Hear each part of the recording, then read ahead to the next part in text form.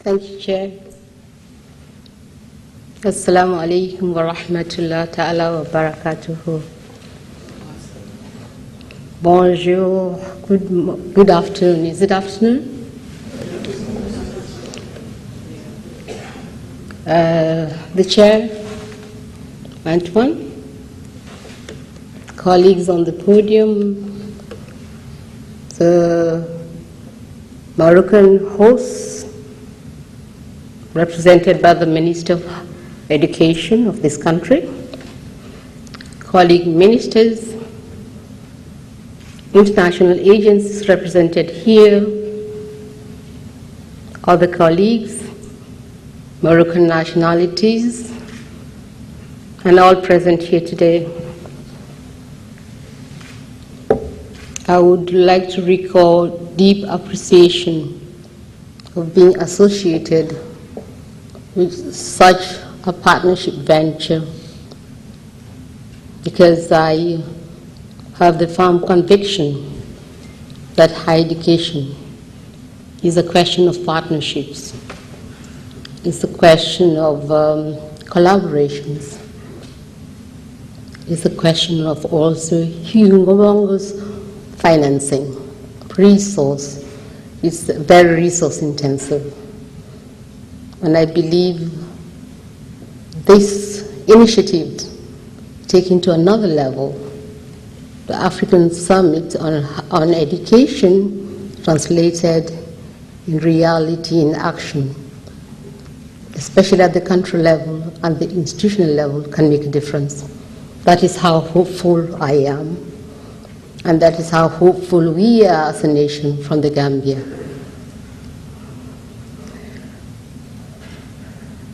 The case of the Gambia is a different scenario. Difference in the sense, as you said, Antoine said, it's a ministry that is 4 years old, with one public university, which is 10 years old this year. Of course, there has been institutions of tertiary education that has been there, colonial, post-colonial, and have been operating in the provision of tertiary education, higher education, until now. In this document, in this presentation, we're trying to look at the Gambian context. It's not the usual Gambian context. This is the size of the country, this is the population, no. It's a context within a context that tries to say, this is where we're operating, to zoom into what we're talking about, higher education and ICT. Again, the education sector is another context to explain where we are, how we are trying to start to make a difference as far as education and ICT is concerned. And the current status of science and technology and innovation in the Gambia, the challenges we're facing in tertiary and higher education, the investment in higher education, and of course research and development, which is so important. While research, not too long ago, the only public university was included in a ranking by the IOC, and we discovered we didn't do very well. Why? Because research has not picked up as yet. Then I tried to make a quick conclusion in terms of this presentation. It's a small country, less than 2 million people, but the youth population, it's a little bit frightening, because if a population of 1.7 million, 40% is still youth under 15, it's scary, because they have so much energies, and if you don't channel them right away, God knows what happens next, which we are not praying for. It's an agricultural-based economy also, and we have tourism, trade services. And agriculture itself employs about 70%. And we're still talking about the able-bodied youths who are not in school or have been pushed out by the system. And we have services, we have industries, we have a private sector that is not yet thriving. It's growing, but not in leapfrogs and what did Kenya call it? Antelope frogging. And in all this, what are we trying to do? We say we are not in 2030, we're still in 2020. We're trying to build a human resource base that is able to push this country into what we call human development, national development, where the quality of the life for the individual is improved, the quality of life for the families are improved, the quality of the life as a nation is improved. And in this, we have an education sector. Remember this morning when we heard that you have to catch the children when they're still young, especially in ICT. That's why it's being brought here. And the legal ages that correspond to the different types of schools and the levels in the Gambia. We do start, as most countries do, start as early as the nursery. We have the lower basic, the upper basic, and we have the senior secondary schools, after which comes what we are dealing with now is higher education. We have the only public university, the UTG acronym, which is called the University of the Gambia. We have another public institution still within the domain of higher education.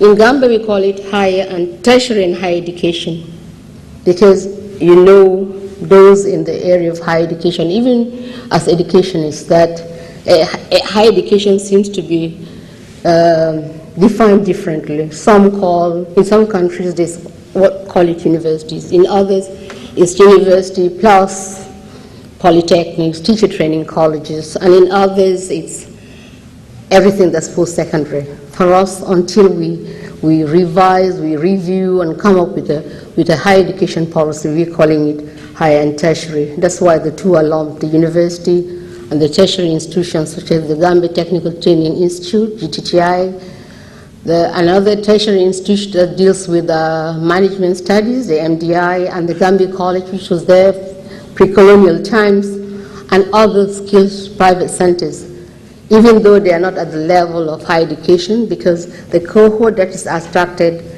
most of the time doesn't have the requirements of post-secondary education.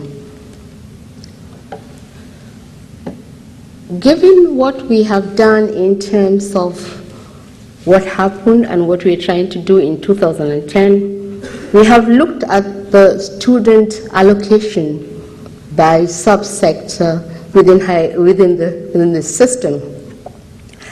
And what we have been trying to do, at least for the few months, the last year that we came on board, is to see how much we can make a push from what obtained in 2009 to date, although we've given the time frame of 2009, 2010.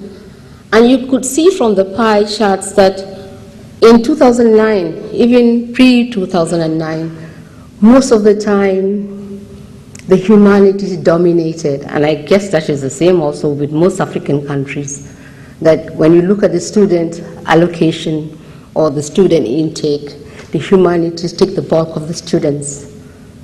And if, as a ministry, if as a country we're saying we want to move into science and technology, to move higher education, and together we move the whole education system through a leapfrog or an antelope frog, we'll really have to focus on, one, the intake, two, be strategic in terms of how do we channel the students into the sciences and technology. So when you look at the two charts, 2009, the chunk of it went to the humanities. But there is a slight move of 1 percentage point. Given the population of the Gambia, is that significant? It may be by our standards, it may not be by external standards, but at least that's the trial we're trying to channel the students to see how best we can channel them into science. We are not making a lot of leapfrog, but we're trying to see how best we can channel them into the sciences and thereby make ICT a platform to move this country into the development that we want it in the very near future. What is the current status of science and technology and innovation in the Gambia?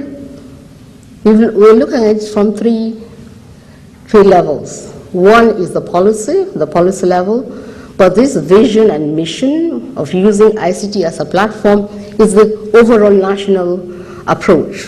This is the overall national policy. We are yet to develop an ICT for higher education policy, which we're in the process. We just started the whole program. And then the second category is the programs. And these are the ongoing programs that we have as a country, very young in terms of higher education, very young in terms of a ministry. We have, again, ICT at the UTG, that's the University of the Gambia, and it's also ongoing. And within the tertiary institutions also, we are offering courses such as electrical, electronic engineering, and the list goes on. One major program which is ongoing in terms of ICT is the e-learning programs. You've heard about the role of the teachers in quality education. You've heard about the role of teachers if we want to help the students, especially girls, the gender-related issues.